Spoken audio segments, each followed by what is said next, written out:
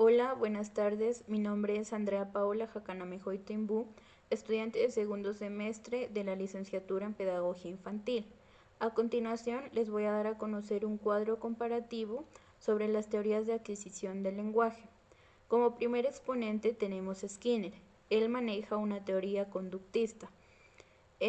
Los elementos o conceptos básicos que maneja son los estímulos, respuesta, el conductismo, experiencias condicionadas, operatividad, condicionamiento clásico y operante.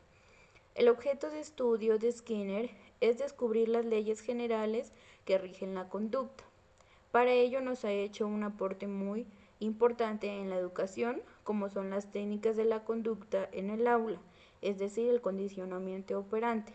Este se rige bajo 4 conceptos que son el refuerzo positivo, el refuerzo negativo, el castigo y la extinción. Cuando hablamos de refuerzo positivo, estamos hablando de una recompensa. Es decir, en el caso de nuestros alumnos, cuando ellos realizan una buena exposición, nosotros los vamos a premiar o a recompensar con un aplauso. Cuando ellos hacen una buena tarea, se les colocará una buena calificación. Cuando hablamos de refuerzo negativo, estamos hablando cuando los niños realizan las tareas mal. Por decirlo así, cuando un niño realiza su actividad incompleta, nosotros le podemos colocar una carita triste o una calificación regular que estimulará que el niño no vuelva a repetir esta conducta y sirva como estimulación para no volver a recibir esa calificación. Tenemos lo que es el castigo. El castigo actúa para disminuir la conducta del estudiante, por decirlo así, cuando nuestros padres castigan o vulgarmente les pegan a los niños para que ellos no vuelvan a repetir una conducta negativa. O en el caso de los adultos, cuando ellos no cumplen con las reglas de las vías, entonces los multan. En el caso de la extinción, es ya no volver a repetir una conducta. En este caso, por ejemplo, no hay ni refuerzo, ni positivo, ni negativo, ni tampoco hay castigo. Simplemente se trata de extinguir una conducta. En el caso de, por ejemplo, si nosotros saludamos a una persona y ésta no lo hace, después esto vuelve y se repite y es una conducta consecuente, entonces lo que hacemos nosotros es simplemente ignorarla, decidir ya no volver a saludar a esta persona y extinguir esa conducta de cordialidad. ¿Cuáles son los factores que afectan el aprendizaje del niño según Skinner? Uno de los factores que afecta es el medio ambiente en el que está el niño, porque nosotros servimos como guías para que el niño pueda desarrollar una conducta. El aprendizaje del niño se lo puede ver cuando el niño aprende que para él realizar una actividad, otra persona lo está mirando y lo puede recompensar, lo puede castigar o bueno, darle cualquier tipo de estímulo que le ayude a desarrollarse de una forma correcta. También tenemos a Jean Piaget. Él tiene una teoría constructivista, en donde he recalcado las palabras que son proceso cognitivo, etapas del desarrollo, estadios, experiencias, inteligencia y aprendizaje. El objeto de estudio de Piaget es la epistemología genética. ¿Qué es lo que quiere decir esta teoría de la epistemología genética? En esta se explica el desarrollo del conocimiento desde el nacimiento hasta pasar a un pensamiento de adulto. ¿Cuáles son los factores que influyen en esta teoría? Según Piaget, los factores que influyen dependen de cada estadio. Como lo podemos ver, para Piaget hay 4 etapas muy importantes en el desarrollo de un niño, que son la etapa sensoriomotora, que va de los 0 a 2 años, donde se puede presentar el egocentrismo, el uso de reacciones circulares y la permanencia del objeto. Después sigue la etapa operacional, que va desde los 2 años hasta los 7 años, donde pasa de ser un egocentrismo preoperacional a que los niños, o sea, ¿qué quiere decir esto? Que los niños piensan en sí mismos y creen que los otros niños lo hacen de igual manera. Por ejemplo, cuando se encuentran en una sala de juego, cada niño vivencia su propio mundo. Pueden estar muchos niños en el salón, pero cada uno está en su propio juego. También sigue la etapa de las operaciones concretas, que va desde los 7 años hasta los 11 años.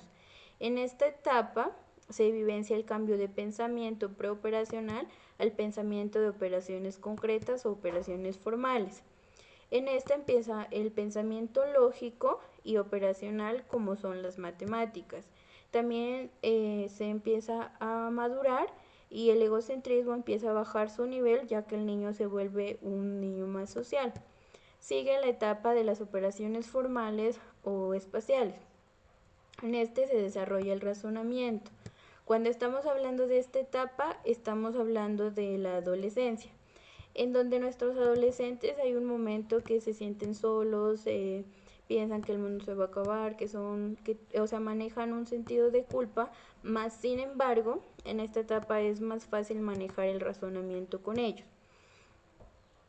Por otro lado, quisiera recalcar algo que maneja Jean Piaget en la epistemología genética, que son conceptos tales como la adaptación, la asimilación y la acomodación. O sea, son tres conceptos que se van de la mano, ¿no? Por ejemplo, en la adaptación es cuando es una interacción repetible y continua entre el ambiente y el organismo. Por ejemplo, eh, cuando un niño va a un zoológico, a un establo o una granja, el niño ve a una jirafa y lo adapta a un esquema que él esté guardando. Por ejemplo, el más común podría ser un caballo. Entonces él maneja el sistema de adaptación, en donde él coge el esquema de la jirafa y lo adapta al del caballo porque mantienen unas características similares. Esto da proceso a, a la asimilación. En la asimilación, con ayuda de una persona de mayor conocimiento o él mismo, el niño logra identificar o incorporar la información a un esquema mental y logra reconocer que aunque la jirafa tenga las mismas características que el caballo, son dos esquemas totalmente diferentes. Puede ser en altura, tamaño, color, el tamaño de la cola, entre otras cosas. Y la acomodación, cuando el niño ya reconstruye los conocimientos anteriores, o sea, los que se dio en la asimilación, y modifica unos esquemas diferentes. Él ya comprende que el esquema de caballo es totalmente diferente al esquema de la jirafa, así tengan similitudes. ¿Cuándo podemos identificar que el niño ha aprendido mediante esta teoría? Podemos identificar este proceso cuando el niño construye su propio conocimiento sin ayuda del docente. O sea, el papel del docente es brindarle la confianza y el desarrollo psicológico al niño para que éste lo pueda realizar solo. Por otro lado, tenemos la teoría de Vygotsky, que también es llamada como una teoría sociocultural, en donde tengo como conceptos básicos la participación proactiva, el desarrollo cognoscitivo, el aprendizaje, el CDP, que es zona de desarrollo proximal, y el otro con más conocimiento. El objeto de estudio de Vygotsky es que los niños desarrollan su aprendizaje mediante la interacción social. Uno de los aportes que nos hace Vygotsky es que, por ejemplo, el niño aprende mediante el desarrollo cultural a nivel social y a nivel individual. Eso es algo muy importante.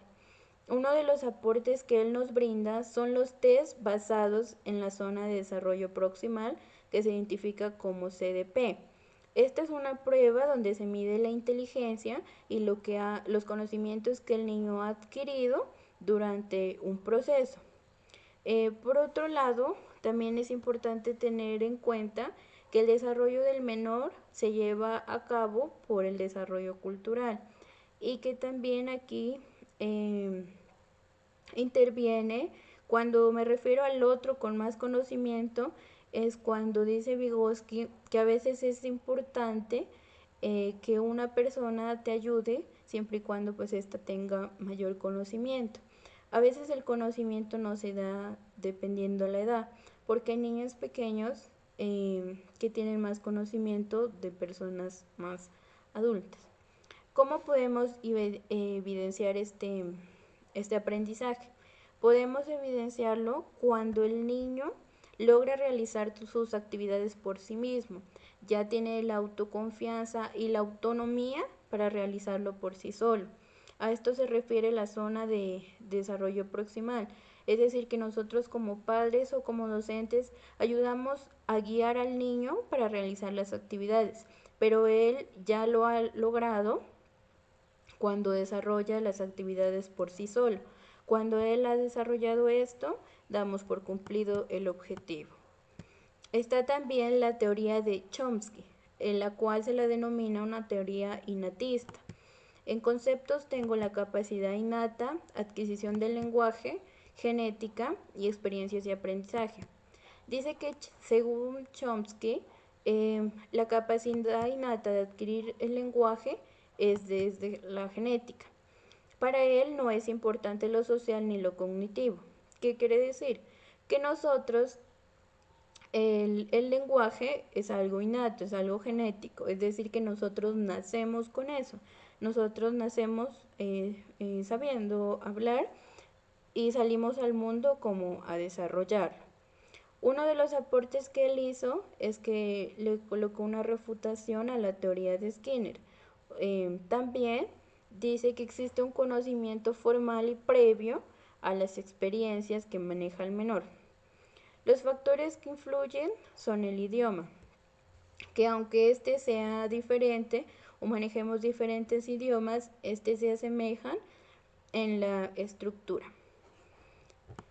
Por otro lado, tenemos la teoría de Brunner, que se la denomina una teoría lingüística, en donde como elementos básicos tengo la curiosidad, psicología cognitiva y el descubrimiento guiado. El objeto de estudio de Brunner es el aprendizaje por descubrimiento. Quiere decir que el conocimiento es una construcción de la realidad de cada persona. Se puede desarrollar mediante sistemas de procesamiento tales como son el enactivo, el icónico y el simbólico. ¿A qué hacemos referencia cuando hablamos del enactivo? Quiere decir que es un aprendizaje senéstico. Por ejemplo, podemos dar el ejemplo de cuando un niño monta bicicleta.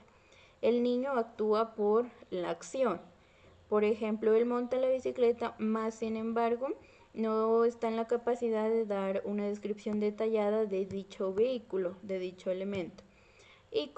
Icónico es cuando es visual y simbólico son las representaciones abstractas. Por ejemplo, en el simbólico podemos decir cuando hacemos representaciones de las cosas que pasan en el mundo. En este caso, el ser humano ha decidido representar la paloma como un signo simbólico de la paz. Cuando hablamos de icónico, es cuando el niño se vale de sus destrezas y de sus capacidades para generar una imagen. Por ejemplo, cuando tú le dices que se imagine un pájaro o un televisor o cuestiones así, el niño desarrolla la capacidad para desarrollar y crear esta imagen. Bueno, finalmente tenemos las conclusiones que me ha dejado este cuadro comparativo. Pienso que a nivel personal, estas teorías de la adquisición del lenguaje o el desarrollo cognitivo aportan algo muy importante al desarrollo del lenguaje de nuestra primera infancia y que nosotros como docentes deberíamos tenerlas muy en cuenta en nuestro desarrollo. Estas teorías son herramientas que nos ayudan a conocer más sobre nuestros niños y a ver cómo está operacionando el sistema de educación.